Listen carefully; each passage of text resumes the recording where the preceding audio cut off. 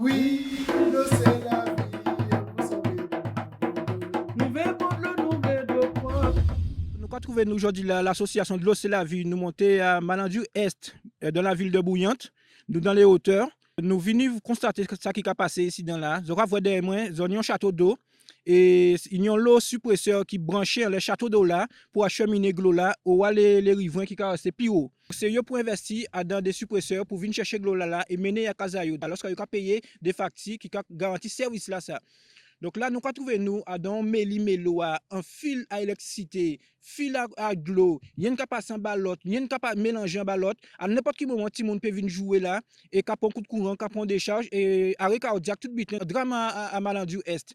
Ça, nous avons trouvé que c'est une situation qui est inacceptable. Nous ne pouvons pas accepter ces bitins là encore. Il ne faut pas nous accepter encore. Il faut nous commencer à dire stop, taper le poing sur la table pour dire ça suffit. Parce que ça, c'est une situation qui est incompréhensible.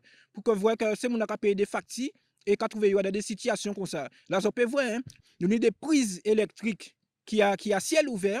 À n'importe quel moment, la pluie a tombé aussi, quand rentre dans ça, qui fait un court-circuit, un gros bordel là, et qui est responsable, pour moun.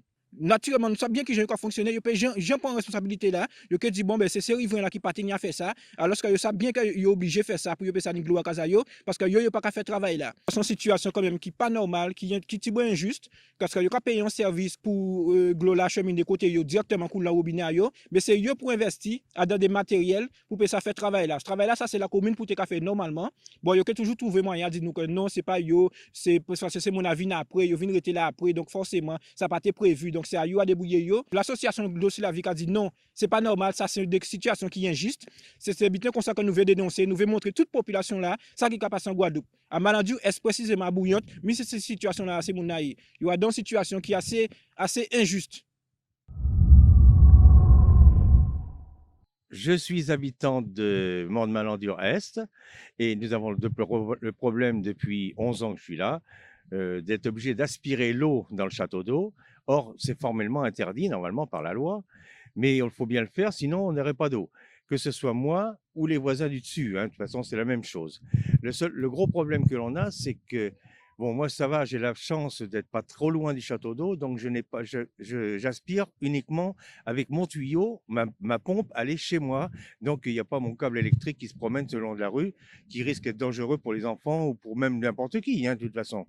Mais donc là, ça se passe pas trop mal à ce niveau-là. Mais on nous a promis de toute façon que tout ça allait se faire rapidement, mais j'ai reçu un coup de fil personnellement lorsque j'étais parti en vacances en métropole de quelqu'un, d'un responsable de la CGSP qui m'a affirmé il y a 2 ans et demi de ça, que dans les 15 jours, les 3 semaines qui suivaient, on allait être raccordé avec un surpresseur au château d'eau. Alors, on l'attend toujours. Apparemment, le surpresseur, il est là dans la boîte. C'est pour ça qu'ils ont mis une belle porte en inox, ils ont bien fermé. Le surpresseur est ici, ils ont fait des travaux, c'est honnête, c'est vrai. Et alors, on m'a dit, je dis bien on m'a dit, parce que je suis pas Éon, vous savez ce qu'il c'est, hein.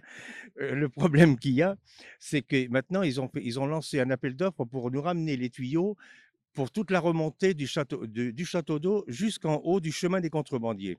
Ce qui permettrait à la CGSP, j'espère, de pouvoir nous mettre les compteurs devant chaque propriété. Et après, nous, on se débrouille à notre propriété, mais que l'eau arrive normalement, qu'on ne soit pas obligé de mettre un surpresseur pour aspirer l'eau. Et au moins, la remontée, elle peut remonter au moins, mais une fois qu'elle est au robinet, l'eau remonte sans problème de 10 mètres ou 15 mètres, hein, logiquement, si le surpresseur est assez puissant. Or là, ben, il faut attendre maintenant que ça se passe.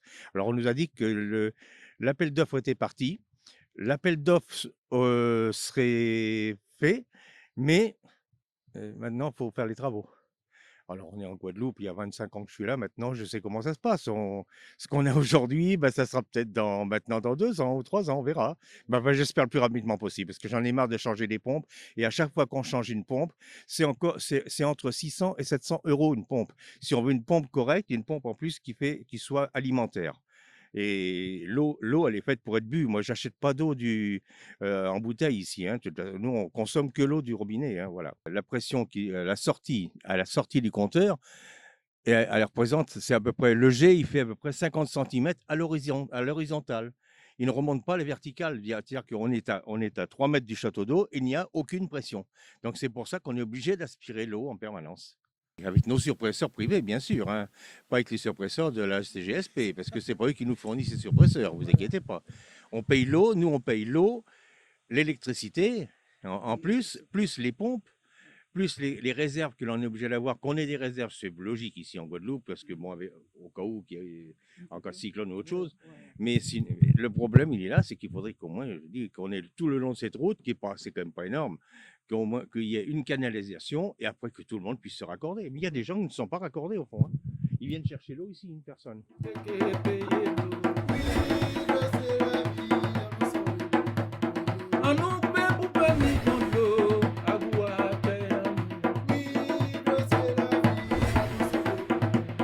Ye kwa dube ye